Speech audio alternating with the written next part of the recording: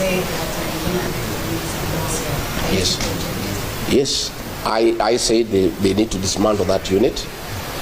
I didn't want to name the building because there are people there doing businesses, and you'll be putting that building and the people in that building into danger.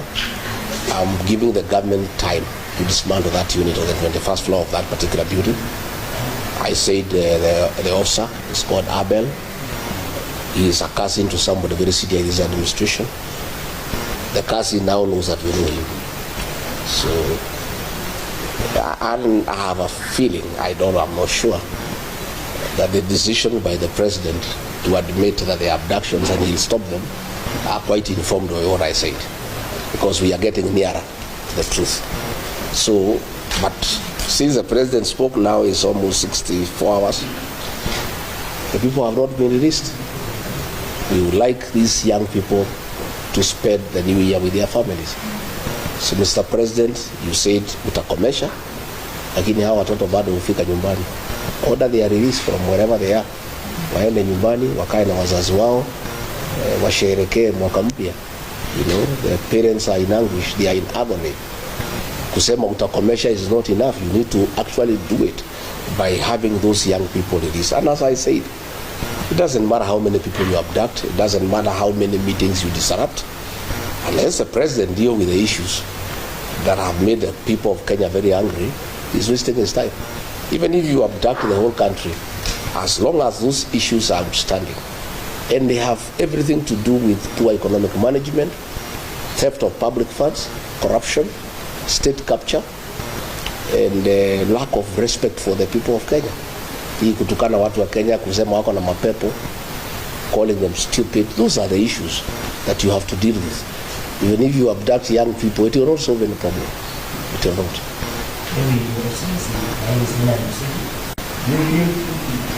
So the president is speaking from both sides of the mouth. He needs to just address abductions. That is what is a work of government. How people bring up their children, I think the president leave parents to take care of their children the way they know. We don't want too much government into people's lives.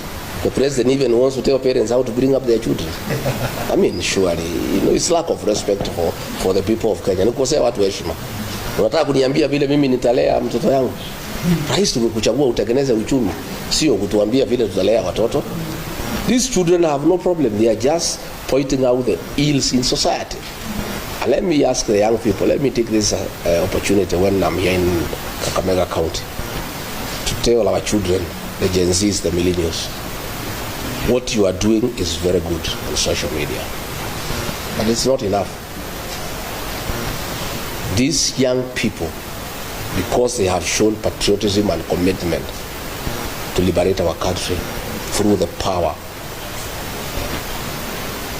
of the online space, I want to plead with them to go a step further, to take IDs and register as voters. This young generation will sort out the political problems of this country once and for all in 2027. I want to appeal to them wherever they are, that they are doing a good job. But to complete what they are doing and to make it meaningful, we need regime change. And that will come through the ballot. Much as they are doing a very good job on social media, on the X space, much as they are doing very good on TikTok, that is only a certain percentage. But the real job to liberate this country and bring good governance will take place in August 2027. And the young people, who are the majority, have a huge responsibility to sort out this country for us and for themselves, because they are the future of this country. They must register as voters, they must take IDs, and they must leave their homes by 3 a.m. on election day and queue and sort out this country once and for all. That is my New Year message to our young people. That is my plea to them, that we are very happy with what they are doing. They are very courageous, they are very patriotic, but that is not enough. They must go a step further. They must register as voters, and they must come out and join the rest of Kenyans to put a good government into office. in 2027.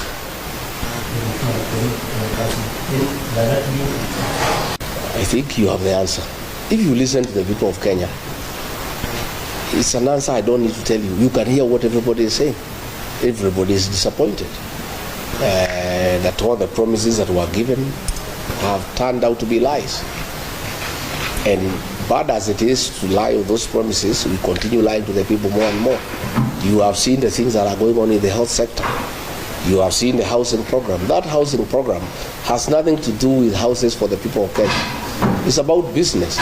Very senior people in government have shares in a company that is manufacturing cement, steel, and iron sheets. And that is why the government wants this housing program to go on.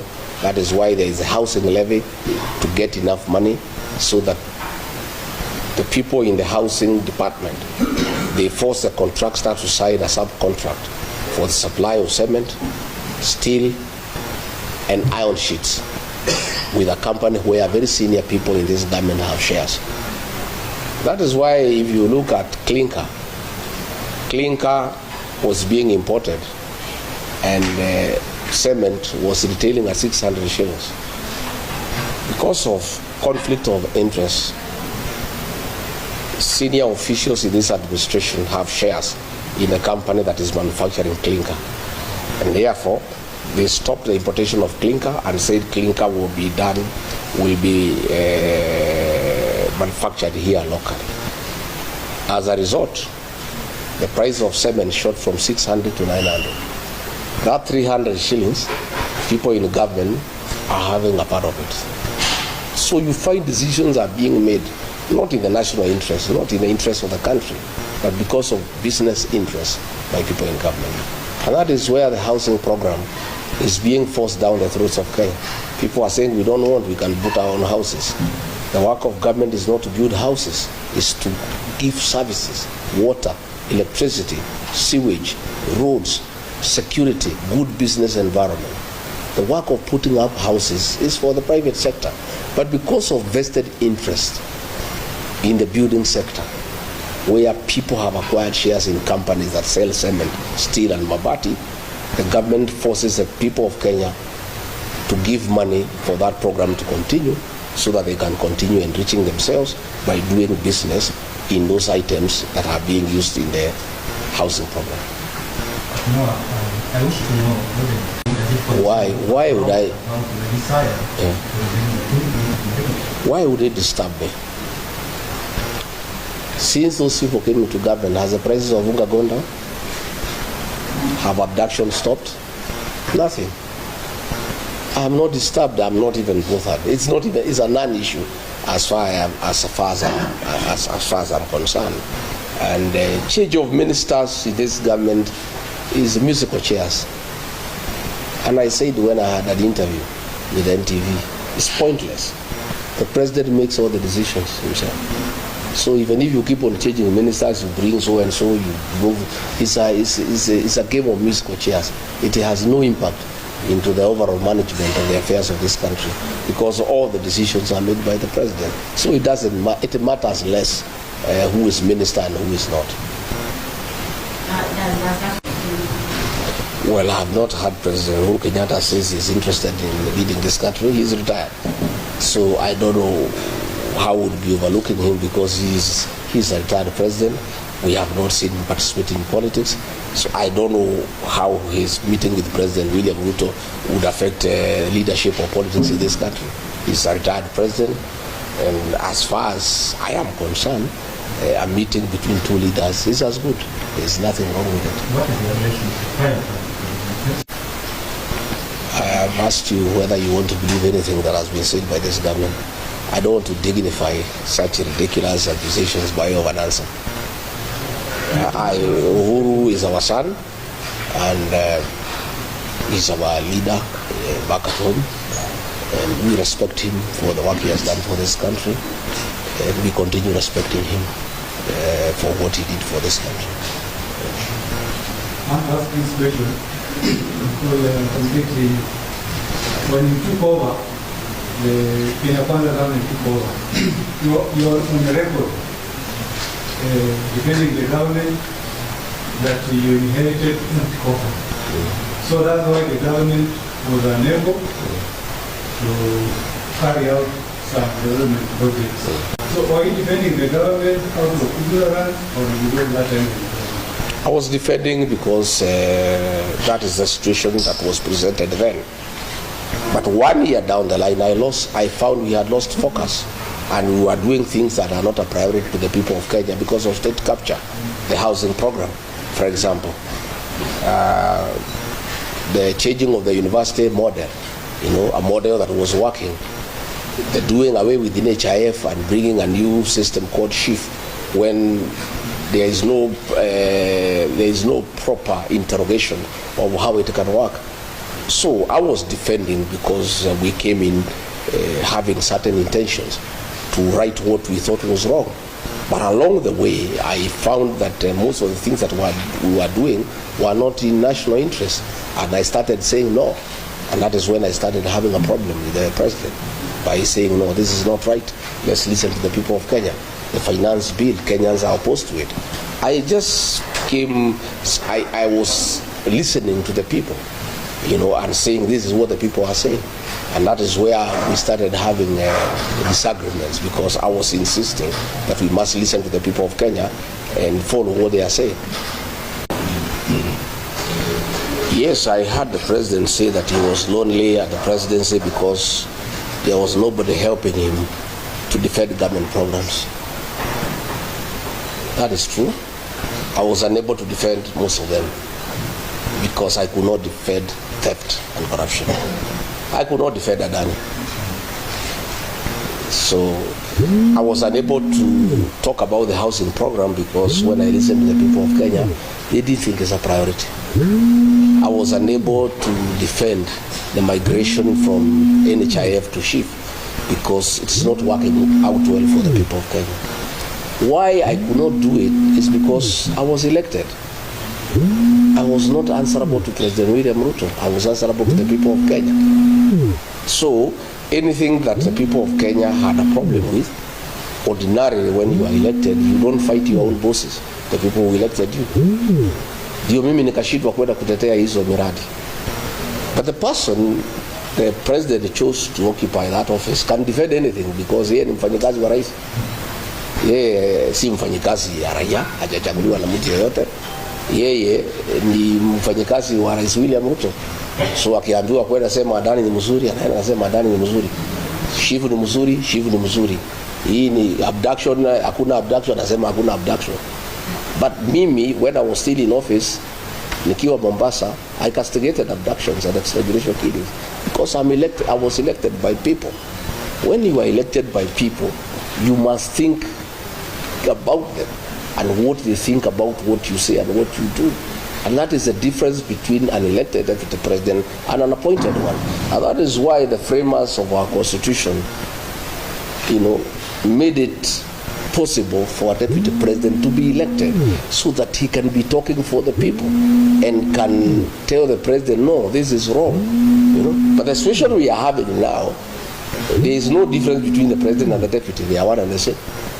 So that was the situation, and I really asked the president to forgive me. I couldn't. I was elected, so I couldn't defend corruption. I couldn't defend things that are against the people of Kenya. There was no way I could do it, but it is not because I'm a bad person, but it's because I was elected. And once you are elected, you must respect the people who have given you the job. Uweze kuketi chini na kunyamaza ili kuweza kuzuia baadhi ya mashambulizi ambayo yanatokea kwa sasa. Na kauli ya mwisho pia nitakuuliza kuhusiana na kuna mpango wa serikali kuweza kuleta ile vaccination ya mifugo mwaka ujao. Kauli yako. Wale wanasema ni nyamaza si wafuasi wangu, ni watu ya serikali. Watu ya serikali wanitakie vema. So ukisikia wakikwambia unyamaze, ujue unafanya ile kitu nzuri, unaendelea. Because if they meant well for me, they would not have removed me from office. Why are they bothered? If I keep quiet, I am better off. Then why should they wish me well?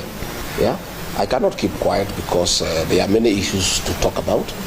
We cannot keep quiet when the people of Kenya are suffering, when our children are being abducted, when people are being overtaxed. We must speak because we are leaders. And I was not just speaking because I was in office, because I'm a leader in this country, I was elected by the people. I must speak for them. Mambo ya vaccination tunauliza serikali ni sawa, lakini huwezi lazimisha chanjo kwa nguvu. Chukua muda uende ueleze wafugaji faida ya hiyo chanjo, na wakikubali chanjo itaendelea. Wakikataa, ukubali wamekataa kwa sababu ng'ombe ni yake, na huwezi lazimisha mtu kuhusu mambo ya ng'ombe yake. Ng'ombe ni yake, ndiye mwenye kununua, ndiye mwenye kulisha. The cow is this. You cannot do things by force. If you find people are saying no, don't insist. Listen to them. If they say they want the vaccination, go ahead. If they say they don't want, stop it. Kenya is a democracy, and that is why we have a constitution, and it allows people freedom of choice to decide what you want. And you cannot interfere with people's private lives. The cow is mine. I bought it. I'm the one who feeds it. I do what I want with my cow.